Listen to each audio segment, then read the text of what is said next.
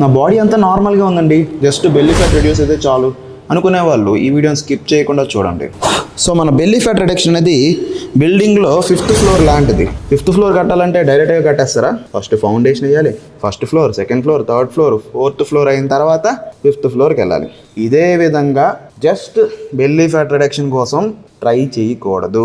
So basement strength, మన daily activities మన పని మనం చేసుకోవాలంటే మనకు కావాల్సింది strength.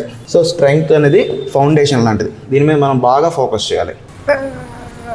Just kidding. 1st floor flexibility, మన బాడీ ఫ్లెక్సిబుల్గా ఉండాలి. అలాంటప్పుడే మన జాయింట్స్, లెగమెంట్స్ వీటన్ని టోటల్ బాడీ హెల్త్ అనేది ప్రాపర్గా ఉంటుంది. 2nd ఫ్లోర్ స్టామినా, మెడికల్ టర్మ్స్లో దీన్ని కార్డియోవాస్కులర్ హెల్త్ అంటారు. మన బ్రీతింగ్, బ్లడ్ సర్క్యులేషన్ ఈ రెండు స్ట్రాంగ్గా ఉండాలి. 3rd floor diet